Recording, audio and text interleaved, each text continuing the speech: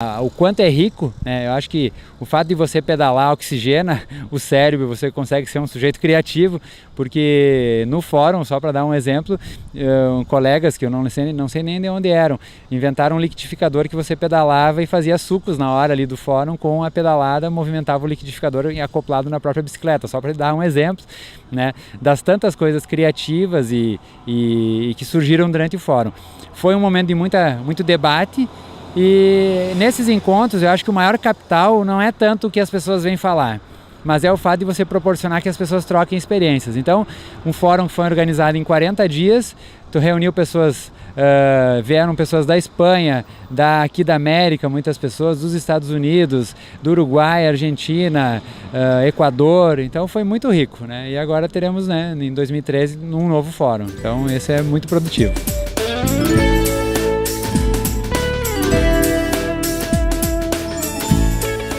Como é que o senhor avalia a perspectiva para os próximos anos, considerando a existência desse plano cicloviário na cidade?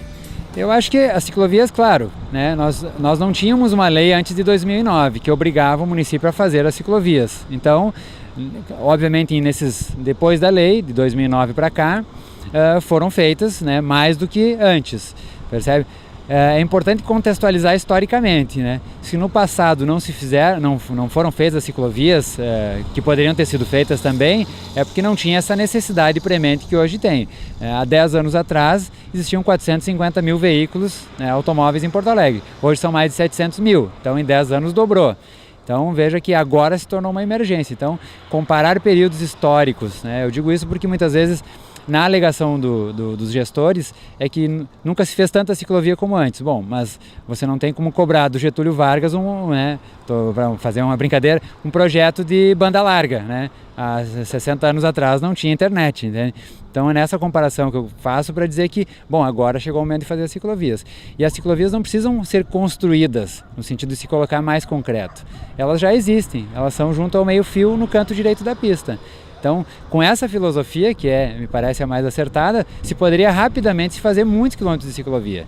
Em 2 ou 3 anos, foram feitos 6 ou 7 quilômetros.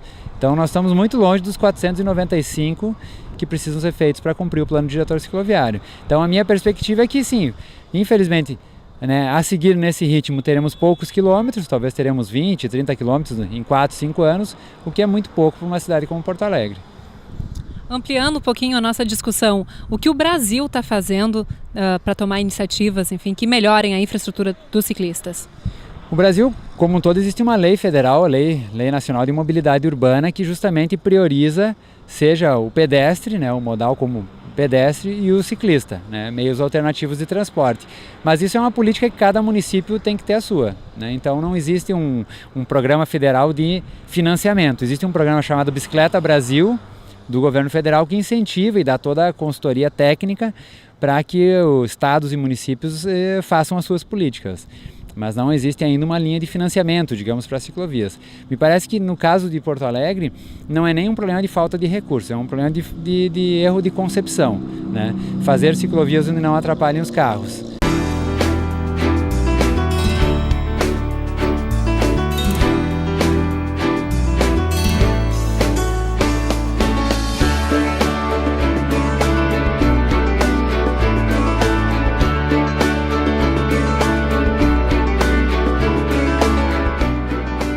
Vereador Sgarbossa, para encerrar essa nossa conversa, eu gostaria que o senhor aproveitasse esse espaço para, quem sabe, deixar um recado para os gestores públicos, para que eles pensem um pouquinho mais nessa questão da infraestrutura para os ciclistas e invistam um pouco mais nesse setor.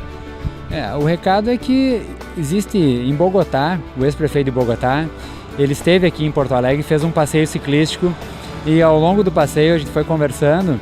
E ele é tido como um gestor que topou essa briga. Ele diz que, né, não há um direito fundamental em ter um espaço para guardar o seu automóvel, só para ilustrar um pouco da concepção dele. Ele realmente fez ciclovias em Bogotá e a cidade foi transformada. No início houve uma resistência e as pessoas depois entenderam e aderiram às políticas. Então ele foi ousado, né?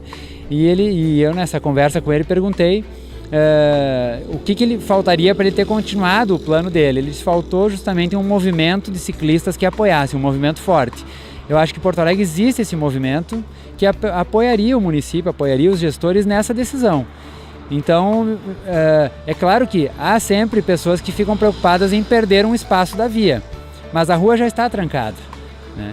Então não é tentar abrir mais ruas, é tentar enxugar gelo, né? Então o recado que é possível dar é que há um movimento que pode apoiar, e há muitas pesquisas que mostram que mesmo comerciantes que no começo achavam que poderiam perder clientes por perder o estacionamento na frente do seu estabelecimento, depois ficou demonstrado que isso inclusive incentivou o comércio, porque as pessoas começaram a consumir mais no próprio bairro, na própria localidade.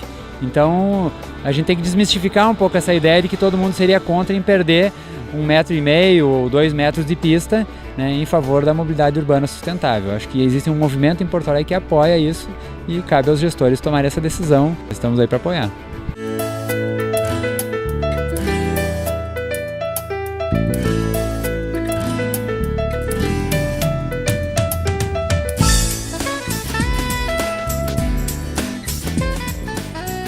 O programa Com a Câmara na Cidade de hoje fica por aqui. Nessa edição falamos sobre a importância das bicicletas para a mobilidade urbana de Porto Alegre. Na próxima semana a gente volta com mais um assunto de interesse público. Fique ligado e até a próxima!